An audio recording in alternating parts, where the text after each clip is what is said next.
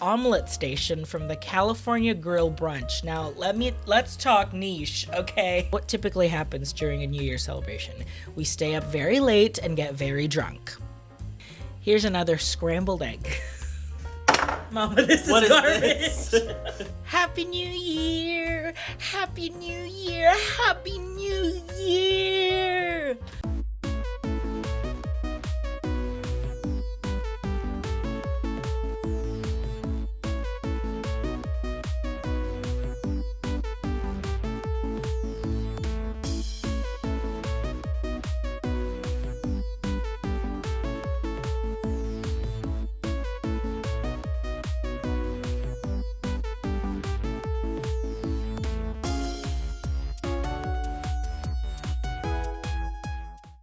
Happy New Year! Happy New Year! Happy New Year! Welcome back to another episode of RJ's Food Rocks, where today we are celebrating the finished end of, wow, possibly the worst year. What better way to celebrate the end of this terrible year than by stuffing our faces with stuffed omelets. I'm gonna say this is probably one of the best hangover recipes that I have ever created. We are recreating Omelette Station from the California Grill brunch. Now, let's talk niche, okay? I have never done the California Grill brunch, but I love California Grill. I think when Adam and I first moved to Orlando, did one of his birthdays there, and we were like, this is the best food in the entire resort. I don't know why this is so well kept. It's such a good little well kept secret. If you can get a reservation, good for you. And so while I was looking for stuff to make for New Year's, I was like, okay, I don't think there's any sort of special New Year food. I really don't think that's a thing. So I was kind of thinking about okay, what typically happens during a New Year celebration? We stay up very late and get very drunk. I wanted to find a recipe to recreate where you could, enjoy this the next morning when you're super hungover, or better yet, make the night before and then just heat it up the next morning. So I've never had the California Grill brunch, but I guess they do an Omelette Station. And while I was looking for recipes, the thing that sold me in this recipe was that 2 of their omelets have midnight moon cheese, and that is my favorite cheese of all time. The midnight moon cheese, if you love a stinky goat cheese, it's so good. It's so good. I love midnight moon. Truly, it's my favorite cheese of all time. And hopefully that when you celebrate your New Year's Eve, because we're all staying home, we're all getting drunk at home, we might as well treat ourselves by having a super hearty hungover meal the next day. So I hope you enjoy. Let's go to the kitchen.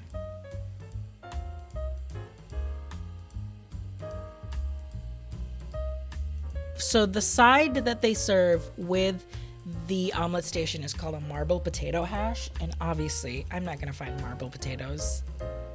I'm just not. So I just basically found petite potatoes. I boiled them first in salted water to get them cooked. Once that's done, I drain them out of the water.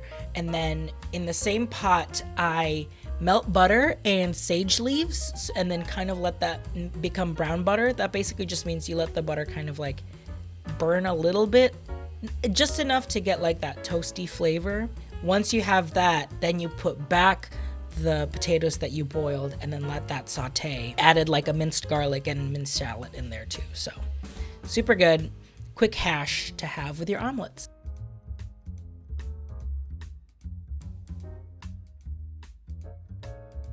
The Omelette Station comprises of 3 omelets.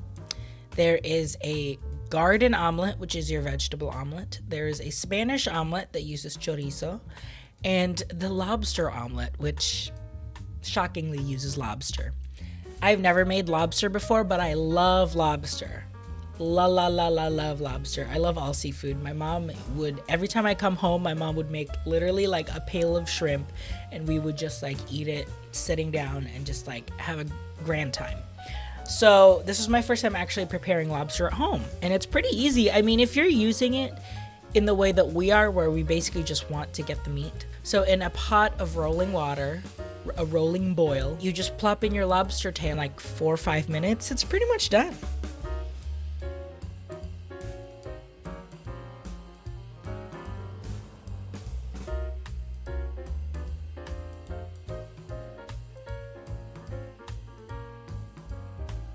So I cut up the lobster and diced the meat.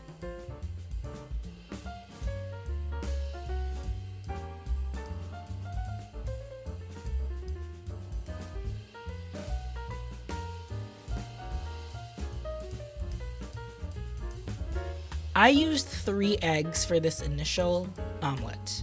And then I realized, I think that's a little too much. And then I realized this is going to be a recurring theme. All of my fillings for the omelets are way too much. And you're going to see like how bad, truly how bad I am at flipping omelets. It's just not a skill that I have. It's just not a skill that I possess. And that's okay. I own up to it. I've seen different versions of like you pile it all on one side and then flip it over. Some people are just more skilled. Some people just have better pots and pans, honestly. So that's probably what. This is an old pan. But it does not flip at all. Look at it. I'm just trying to like fold the sides and be like, you know what? This is the best that I can do. So truly this became more of like a scrambled egg station than an omelet station. And that's okay because they all taste amazing anyway. Now remember when I said that my draw for these omelets were the midnight moon cheese? Are you realizing what I didn't add to this omelet?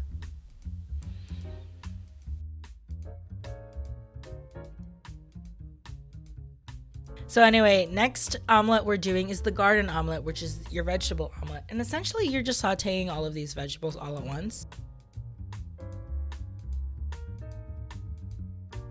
I have some sliced mushrooms. I have sliced baby spinach. I have tomatoes once again and butternut squash. I basically used frozen and then I just like blitzed it in the microwave and cooked it.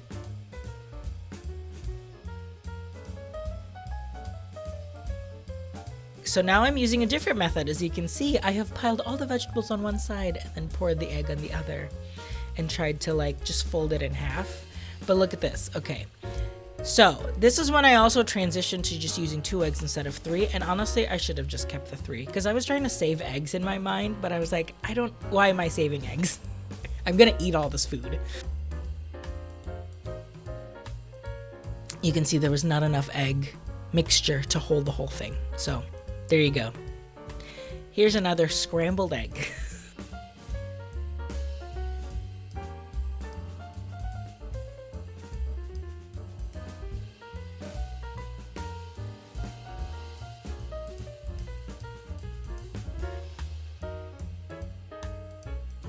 Finally, we are doing the chorizo sausage Spanish omelet. So we're sauteing all of these at the same time once again. The chorizo, the other half of the shallot that you didn't use from the lobster omelet, and then tomatoes.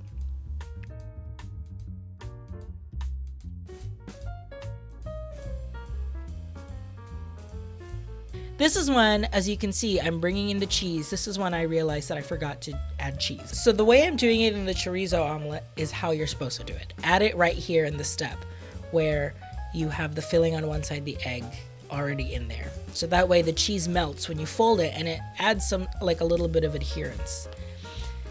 Because I forgot the cheese on the other, I kind of just like toss it on top. It's so embarrassing. I just like toss it on top and hope that it still melts. Once again, Spanish scrambled eggs because mama, that is not an omelet. And these are my 3 omelets. Isn't that like truly like a feast? Lay on your couch all day and just egg out. So the toppings that I'm using for each omelet, I made a herbed creme fraiche for the garden and the lobster. That's basically just creme fraiche, herbe de Provence, and parsley. And then on the Spanish omelet, they used a romesco sauce. I don't know what a romesco sauce is, so I just found it on Whole Foods and they had it prepackaged.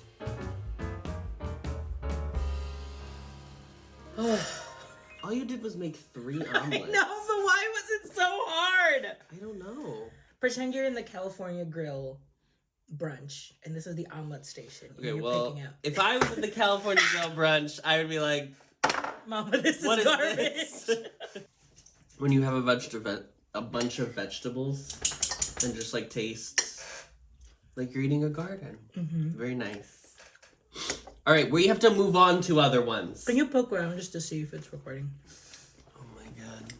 Mmm. Oh, that's good. Good combo of everything. Yeah. How's that going for you?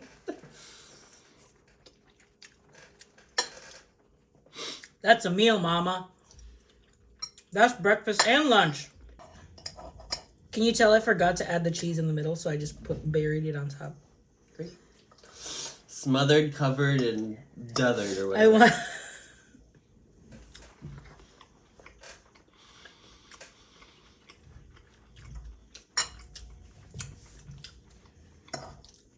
I'm gonna say it's my least favorite. Because it's a little cold. Well, there you go. A lovely spread. And the omelets don't look bad either. Order of preference, we're going to say the chorizo is the best one. Yes. And then garden. Yep. And then lobster. Thanks for watching another episode of RJ's Food Rocks. You can find me at RJ Food Rocks on all of the social media. You can also find me on rjfoodrocks.com to get all of the exclusive RJ Food Rocks content that you want. And I'm really hoping that by the time that this episode comes out, which is on the 31st, when this comes out, literally the last day of the year, that we have 500 subscribers. And if we already are there, thank you so much. Welcome to the fam. Hi, everyone. Welcome to RJ's Food Rocks. Thank you so much for joining me. Very excited to announce a couple of things that we're doing to help the RJ Food Rocks brand grow. We're launching a Patreon. We're doing it. So you can go to patreon.com/RJFoodRocks and you are getting exclusive content, an exclusive video every week of like a secret recipe or just like something fun, whether it's an ASMR video or me unearthing a secret ingredient that I have in my recipe box, or just like me doing like a live journal. We're also doing a monthly drawing. So every month I ship a new shirt, whether it's an apron, whether it's a sweater, who knows?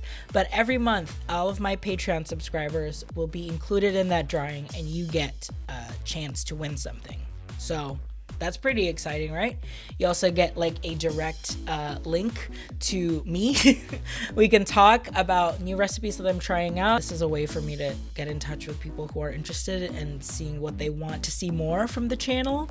You'll also get to see the first like upcoming stuff that I'm doing, because Mama, we gotta branch out from theme parks because she's not really a good time to go to right now. So we are branching out of theme parks. We are making pop culture influenced foods. We are making foods from around the world.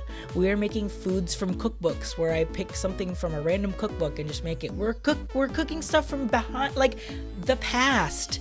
We're cooking those crazy like retro 70s recipes that have like jello and everything. Why not? We're doing so much more fun stuff next year. And if you are a Patreon subscriber, you get to see those videos first. Thank you again so much. Thank you, everyone. It has been a tough year, but it has been a crazy second half of the year where I was able to find what I'm passionate about and be able to do it for the world to see every week. So thank you. This is RJ Food Rocks. Have a happy new year. I will see you in 2021.